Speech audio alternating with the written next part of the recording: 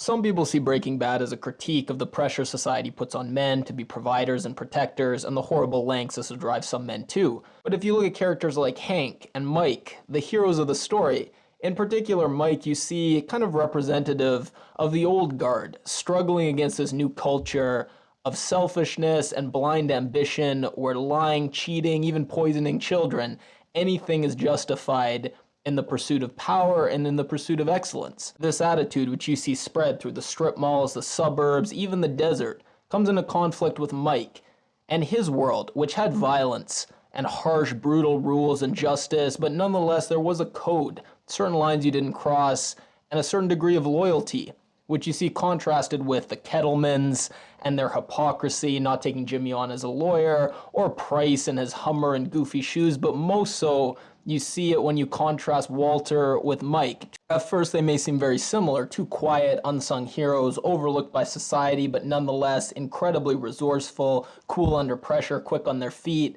But as you dig deeper, you realize Mike is who we always thought Walter originally to be, a family man who does the right thing by his family, not because he wants any kind of reward or thinks he's owed anything because of the good things he does, but he does the good things just because that's the right thing to do. And when Mike looked at Walter, he saw him for exactly who he was. And it disgusted Mike so much that Mike couldn't even feign the respect that Walter so craved. And that's the tragedy of Walt, that he wanted respect, admiration, recognition so much, in particular from men like Mike or Hank, but all the things he did to try to get this respect and recognition are the very things that made people like Mike and eventually Hank look at him with nothing but disgust. And if you compare Hank to Walt, you get this great contrast. For Walt, family is an abstraction, part of his identity, a convenient excuse. But when you look at Hank and the love he has for Marie, this kind of pure, instinctual, unconditional love that Walt is able to manipulate and use against him to such great effect, and it's made all the more powerful by just how unlikable Marie is. And you can wonder, why is Marie so unlikable? And some people might think it's to give some justification for Walt breaking bad. If Marie represents normal, everyday society, who can blame Walt for going out and cooking meth in an RV in his underpants? Who could blame anyone for making that choice if the alternative is Marie with all her flaws?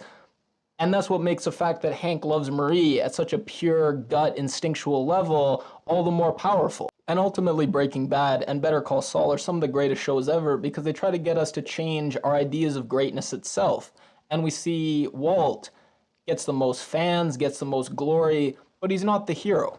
Heroes are people like Mike, Hank, Jesse, even Jimmy at times. The title of the greatest episode ever, Ozymandias, comes from a poem critiquing a very specific type of greatness that's very much tied to modern America. And Walter White is modern America. Stratton Oakmont is America.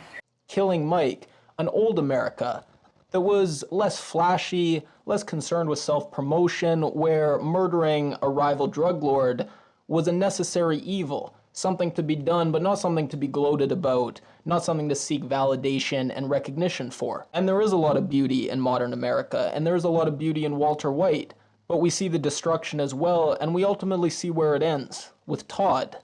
And we see the same violence, the same gangs, the same quest for purity and excellence, but devoid of any of the humanity, any of the family, any of the loyalty.